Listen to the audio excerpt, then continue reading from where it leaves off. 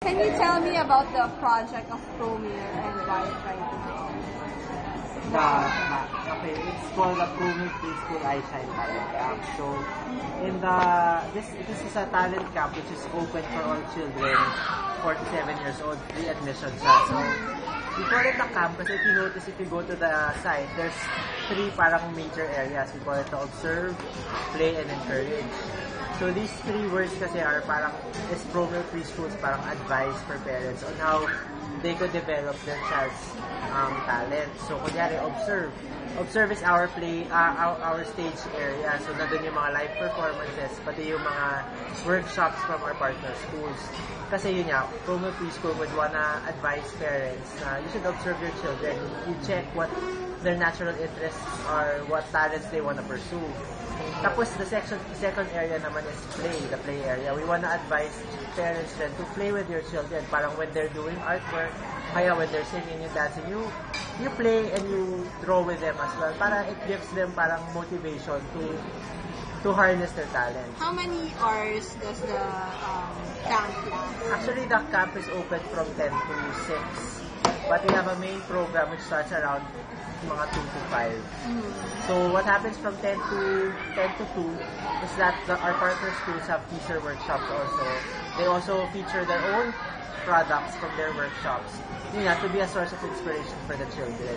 Tapos from 2 to 5, nandun yung mga guest talents natin. We have sila Timothy Chan, the Promare Ambassador for Music, to give performances and just to continue nga exposing children to different types of talents and to be an inspiration for them. Siyempre, pag nakita nila parang, gusto ko maging matuto rin ako mag-violin o kaya gusto ko rin matuto kumanta. So yun lang yung reason behind this whole event. Is to open the minds of parents and children to the different talents, and hopefully they'll support that talent and develop it. And then I noticed it's 2 days, like for Shangri-La. It's 2 days per mall. It's just really to give exposure dun sa crowd within that area. But the same thing happens for day 1 and 2. Same thing happens. Same program. Tapos we bring this to other areas, kunyari like Casitura, Trinoma. Then next week will be in Davao and then the following week will be. And then how, again, can moms join? I think you just drop by the site and you walk in. Doon lang yung free registration. Just bring their children. Yeah, it's free for everyone to attend. And will there be contests? There's no major talent contest, pero we have raffles for participants. Parang if you visit all the 3 areas, you can join the raffle and you can win the what's the prize? Actually, the price depends on the area. We get partnerships per venue.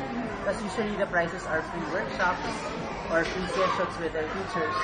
Again, to continue giving them a chance to develop the talent of their children. And soon, can we expect projects from Promare for moms naman? Actually, how to teach kids, we usually have seminars with for parents, pero it's not as big as this. Kasi pag gano'n naman, it has to be intimate, diba? It has to be medyo formal din. So, from time to time, we gather parents din for seminars. We get parenting experts o kaya pediatricians to talk to them about learn about the schedule of those events? Sometimes we advertise it. It depends on the size of the event. O kaya sometimes we have a pool na talaga of parents who register through this. Kunyari, yung parents na nag-register sa iShine Talent Camp, we call them. Or we also have another group called the Nurture Network, Wyatt's Nurture Network. Yun yung mga group of parents din yun who give tips to each other. Can you remind us of the URL of the Nurture Network? Well, it's actually a site. You just call Wyatt, the Wyatt Care Line, and then you can apply to the Nurture Network community through that. Thank you so much, Carl.